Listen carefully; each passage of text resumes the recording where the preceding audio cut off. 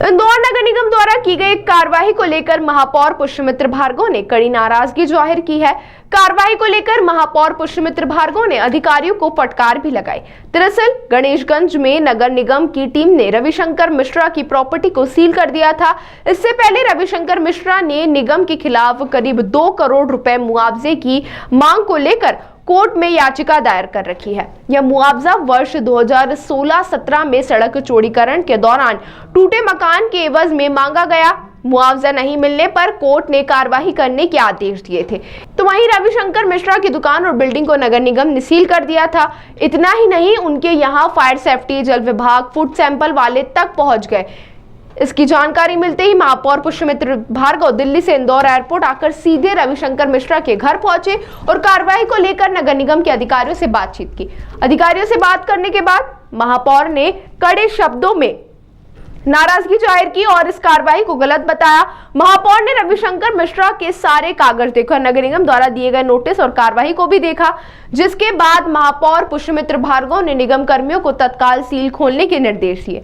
Media से बात करते हुए महापौर ने कहा कि जनता के सहयोग और जनता के कारण इंदौर हर बात में नंबर 1 आता है। शहर में जब भी कोई कार्रवाई होती है तो लोग खुद आगे आते हैं, लेकिन नगर निगम के अधिकारियों की गलती के कारण कोई दोषपूर्ण कार्रवाई है तो हम जनप्रतिनिधियों की जिम्मेदारी है कि हम जनता के साथ खड़े रहें। बिना वैधानिक नोटिस दिए और बिना किसी का पक्ष सुने ऐसे व्यक्ति के खिलाफ कार्रवाई की गई, जिसने कोर्ट में अपने हक की लड़ाई लड़ी। कोर्ट ने उनके पक्ष में फैसला दिया, लेकिन जिस भी अधिकारी ने उनके खिलाफ द्वेषपूर्ण कार्रवाई की, उसके खिलाफ कार्रवाई की जाएगी।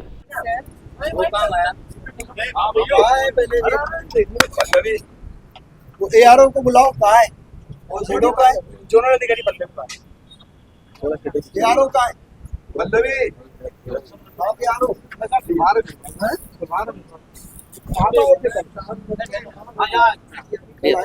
किसके आदेश पे है? ZO को क्या आदेश है भाई? खोल के आओ, सारी खोलो, जल्दी खोलो पहले। आईडी नीचे कर लो यार, कार्ड बना रहे हैं। कैसे सील कर देते हो? कुछ भी दादागिरी है क्या आपकी? सील हटा आपने। ZO को अधिकार है क्या सील कराने का?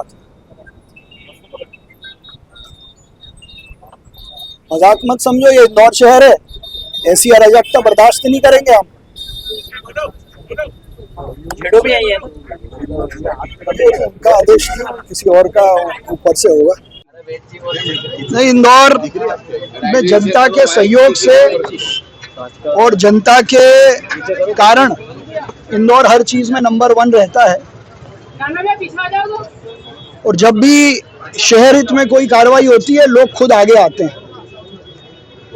लेकिन निगम के अधिकारियों की गलती के कारण अगर कोई द्वेषतापूर्ण कार्रवाई हो रही है तो हम जनप्रतिनिधियों की जिम्मेदारी है कि हम जनता के साथ खड़े रहें और जनता की बात करें। मैं कल दिल्ली था, मुझे इसकी जानकारी नहीं थी, लेकिन आज सुबह जब मैंने फ्लाइट में अखबार में ये खबर पढ़ी तो मैं एयरपोर्ट से सीधे इसी स्थान पर आया हूँ।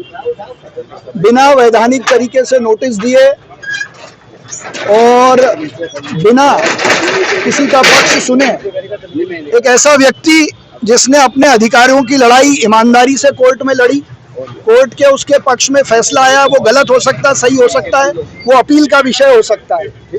जिसने ईमानदारी से बैकलाइन छोड़कर टूटे हुए मकान को बनाया, उनके साथ ये द्वेषतापूर्ण कार्रवाई जिसने भी की है, जितना भी बड़ा अधिकारी है, उसके खिलाफ कार्रवाई करेंगे।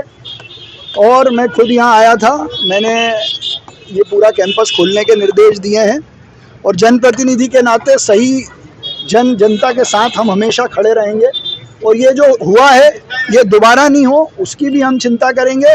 और चूंकि निगम के अधिकारियों ने जिस भी दृष्टि से यह निर्णय लिया वो गलत है और उस कारण से इस परिवार को जो परेशानी हुई है उसके लिए मैं अपनी ओर से खेद प्रकट करता हूँ। आपने भी दस्तावेज देखे हैं सर, आपने अभी मीटिंग में ऊपर दस्तावेज देखे, आपको क्या एज ए लायर भी अगर हम बात करें तो क्या आपको लगता है कि प्रथम दृष्टया ये ऐसा मामला था कि इसमें पूरा सीज कर दिया जाना था?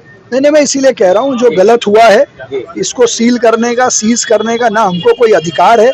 और जिस तरीके से ये हुआ है ये तो अराजकता का संदेश देता है। मैं ऐसे अधिकारियों के खिलाफ कार्रवाई तो करेंगे। सर मंशा क्या थी इस कार्रवाई के पीछे? मंशा क्या थी ये मंशा तो मैं समझूंगा।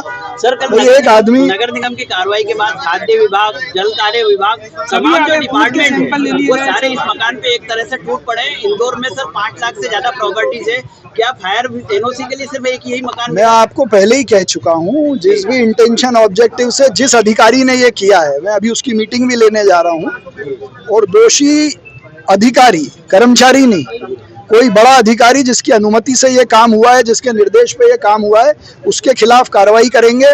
और ये शहर में संदेश स्पष्ट रहे कि आम नागरिक को, आम आदमी को, आम इंसान को यदि कोई परेशान करेगा तो उसके खिलाफ कार्रवाई करेंगे। ये ऐसा उदाहरण है जब हमको ना कोई मकान बनाना है, ना कोई रोड बनानी है।